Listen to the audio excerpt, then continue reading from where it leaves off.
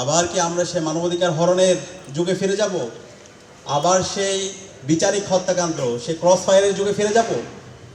যখন তারা রিপোর্ট পেশ করেছে কেন তারা গুম, প্রতিকার এবং প্রতিরোধ অধ্যাদেশ বাতিল করছে, তখন সেখানে তারা বলেছে এটা রাষ্ট্রের যে বাহিনীগুলো আছে সেখান থেকে তাদের কাছে সুপারিশ এসেছে।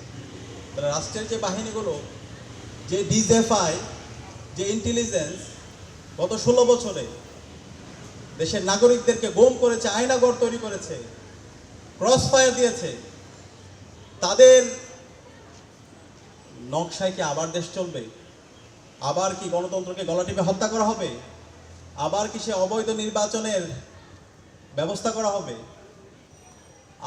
আমরা দৃঢ়কণ্ঠে বলতে চাই, এই স্বাধীন বাংলাদেশে আমরা আর ফেসিবাদী কাঠামোতে ফিরে যেতে দেব না। প্রয়োজনে আমরা জীবন দেব, কিন্তু এই বাংলাদেশে আর কখনো হাসিনার যে রাষ্ট্র কাঠামো, যে ফেসিবাদ হাসিনা গত 16 বছরে তৈরি করেছিল, গত 55 বছরে বাংলাদেশে যে ফেসিবাদী কাঠামো তৈরি হয়েছে, সেই ফেসিবাদী কাঠামোতে আমরা আর ফিরে যেতে দেব না।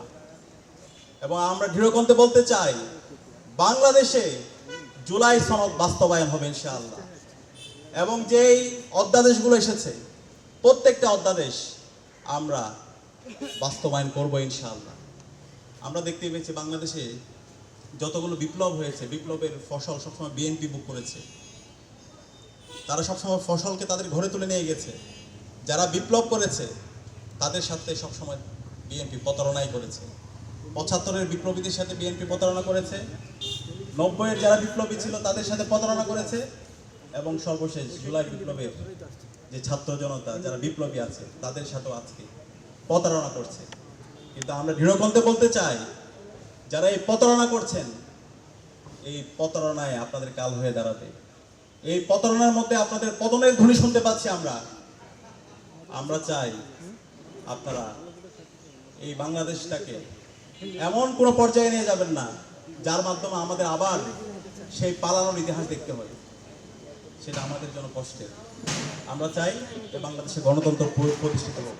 55 বছরে এত রক্ত দেওয়ার পরও আবার যদি আমাদের এই বিষয়গুলো নিয়ে কথা বলতে হয়, তাহলে এটা আমাদের জন্য কষ্টের। এটা একটা কালেকটিভ ফেলিওর। একটা জাতি আর কত রক্ত দিবে? আজকে আমাদের জুলাই বিপ্লব পরবর্তী আলাপের কথা ছিল বাংলাদেশ রাষ্ট্রকে কীভাবে সারা বিশ্বে আমরা উচ্চ স্থানে নিয়ে যেতে পারি, সেটা নিয়ে আমাদের কথা বলার কথা। যে হাসিনা আমাদের সংস্কৃতিকে ধ্বংস করেছে, আমাদের শিক্ষা ব্যবস্থাকে ধ্বংস করেছে, অর্থনীতিকে ধ্বংস করেছে, সেটাকে কিভাবে নতুনভাবে পুনর্গঠন করা যায় সেটা নিয়ে একসাথে কাজ করার কথা। আমাদের পররাষ্ট্রনীতিকে কীভাবে পুনর্গঠন করা যায় সেটা নিয়ে কথা বলার কথা, সেটা নিয়ে পুরো জাতি একসাথে কাজ করার কথা। কিন্তু আমরা দেখতে পাচ্ছি সে আগের ফেসিবাদী কাঠামো নিয়ে আমাদেরকে ফিরে যেতে হচ্ছে, এবং সেটার বিরুদ্ধে আজকে আমাদের কথা বলতে হচ্ছে, যেটা আমাদের জন্য খুবই কষ্টের এবং খুবই ব্যথার। আমরা দেখতে পেয়েছি 90-এ গণবিপ্লব পরবর্তী, গণ অভ্যুত্থান পরবর্তী কেয়ারটেকার সরকারের মাধ্যমে বিএনপি ক্ষমতা এসেছিল। পরবর্তীতে কেয়ারটেকার সরকার তারা বাতিল করেছে, এবং পরবর্তীতে আন্দোলনের প্রেক্ষিতে তারা কেয়ারটেকার সরকার ব্যবস্থা দিতে বাধ্য হয়েছিল। এই কেয়ারটেকার সরকারের চেয়ে 1000 গুণ বেশি শক্তিশালী আন্দোলন হবে এই জুলাই বিপ্লব নিয়ে, জুলাই সনদ এবং যে অধ্যাদেশগুলো বাতিল করেছে সেগুলো আদায়ের আন্দোলন ইনশাআল্লাহ। এবং এই বাংলার মাটিতে আমরা জুলাই সনদ বাস্তবায়ন করব ইনশাআল্লাহ। এবং এই গণভোটের মাধ্যমে যে জনরায় এসেছে, রাষ্ট্র সংস্কারের যে রায় এসেছে, সে রায় আমরা বাস্তবায়ন করব ইনশাআল্লাহ।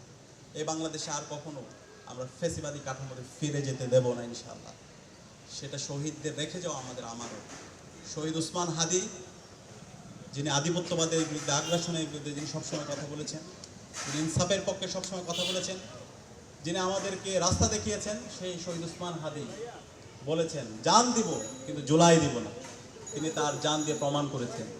আমরা একই সুরে বলতে চাই, আমরা প্রয়োজনে জান দিব, কিন্তু এই বাংলাদেশে জুলাইকে আমরা বিকৃত হতে দেব না।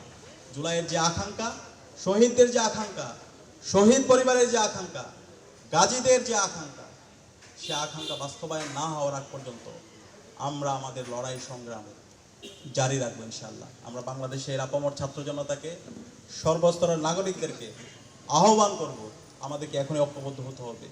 এবং আমরা একই সাথে বর্তমান সরকারকে তারেক জিয়ার যে সরকার, সেই সরকারকে আমরা আহ্বান করব আপনার